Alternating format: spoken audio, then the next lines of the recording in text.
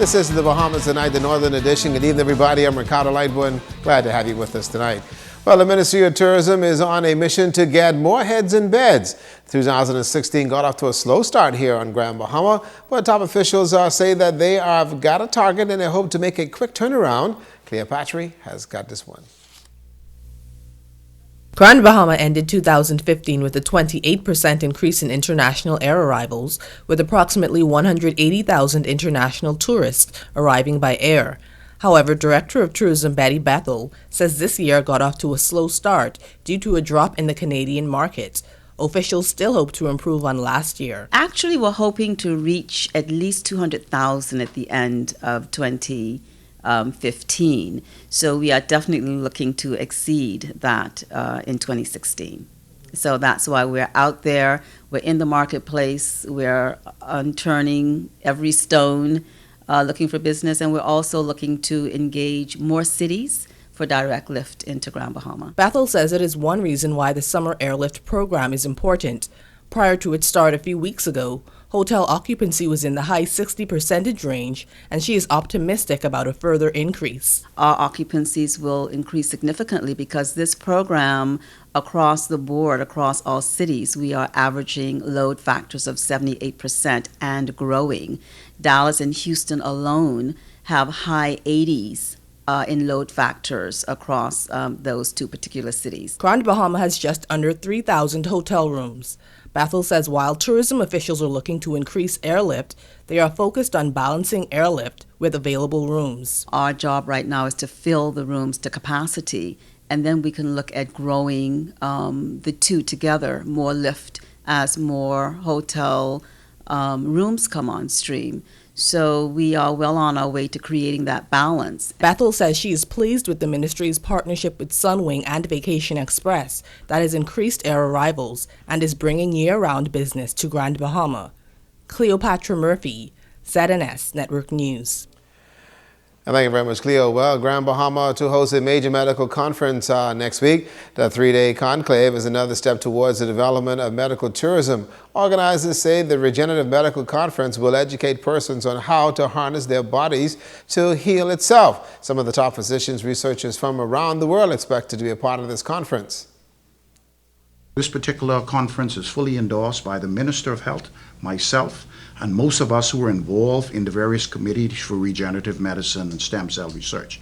So this is really something great for the island of Grand Bahama, and I believe that it will give our local practitioners the opportunity to be a part of the scientific knowledge and the sharing, and to be able to even attract some new potential clients. Grand Bahama has always been seen as the destination that matches well with medical tourism because we do have a history of non-traditional treatments being offered here to international guests.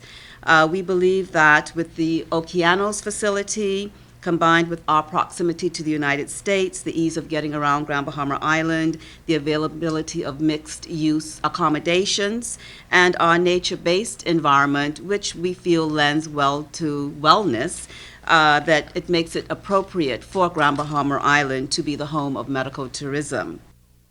Well, Kathy Herbert of Regina Global says a number of new technologies will be presented to the attendees. Going to be a one-of-a-kind conference whereby the assembly of these speakers will be presenting information that will go out across the world as far as new information and new medical technologies that will educate others about how to work with their other physicians, how to work with their patients, and give patients other options for their own personal health. And the conference will be held from June 23rd through the 25th. Well, a corporate giant going an extra mile to ensure safety on the streets of Grand Bahama. PharmaChem is continuing its simulated driving program for high school students with the goal of promoting safety-conscious road users. A graduation ceremony was held today for those students who completed the program, and our Talia Hall was there. The Ministry of Education, Science and Technology, Technical Cadet Corps program in conjunction with Pharmachem Technologies hosting their driver's education graduation ceremony with some 81 students. The theme, Shaping Our Future Through Driver's Education. The program was launched following an unfortunate traffic accident in the Seven Hills area back in December of 2007 that claimed the life of Eric Stefanuti, the son of the owner of Pharmachem. Wima and Pietro Stefanuti say they decided to turn a negative situation into something positive for the benefit of other road users. We wanted to find a way for these streets to be a bit safer, and especially for my parents, it was important that no other parent would have to really go what they went through. It teaches young people to be responsible. You know, having a car is no different than having a loaded gun. So managing it with care and knowledge is very important. Driving instructor Allison Knoll says students got hands-on experience throughout the course. They also get a chance to experience driving while under the influence of alcohol. All these things are on these simulators, and they are excellent lessons, and they just love these simulators and love the lessons that they teach. Officer in charge of the Road Traffic Department, Mr. Kenneth Ferguson, reminding students of the rules in driving and to always remember to reduce their speed, as it is the #1 cause of accidents in the Bahamas. You must remain alert and stay away from distractions at all times while at the wheel of a motor vehicle. I encourage you to stay off your cell phones, turn down your loud music. Chief Executive Officer of Pharmachem, Randy Thompson, says driving is a serious responsibility. This graduation today is a fulfillment of our commitment to the Grand Bahama community to educate and to train people to become responsible drivers and conscientious citizens. The Driver's Education Awards were then presented to the students. And as to what's next for the program, organizers intend to spread it throughout the entire Bahamas.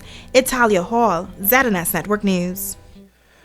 Thank you, Talia. Well, a 21-year-old man is in police custody after he was found in possession of a quantity of suspected marijuana at the Bimini International Airport. Police tell us that around 4 p.m. yesterday, the male suspect presented himself and his luggage to security screening area at the airport in Bimini, where it was discovered that his luggage contained a quantity of suspected marijuana. He was arrested and is expected to be arraigned before the court sometime this week. Well, 39-year-old Sean Lerhenzel Lang, a man who pleaded guilty to 12 counts of housebreaking and stealing in the court yesterday, was before the court today. Magistrate Debbie Ferguson sentenced Lang, a resident of Bentley Drive, Caravel Beach, to 36 months at the Bahamas Department of Corrections and a fine $16,000 compensation. Failure to pay will result in imprisonment for the prisons for a period of 7 years for the offenses reportedly occurred on Freeport and Lucaya around the past 2 years. And this one coming in just minutes ago, the Ministry of Grand Bahama advises that the distribution of applications forms for government's Summer Youth Employment Program is going to take place on Monday, June 20th in the training room of the ground floor of the C.A. Smith Building Complex from 9 a.m. to 3 p.m. Wednesday, June 22nd is the deadline for applications to be returned to the Ministry of Grand Bahama. The public is also advised that the Bahamas Government Youth Summer Employment Program will be operated in 2 phases. The first phase will run July 4th through the 29th. The second phase will be August 1st and will close out on the 26th, that is. We got more news to come. Stay right there.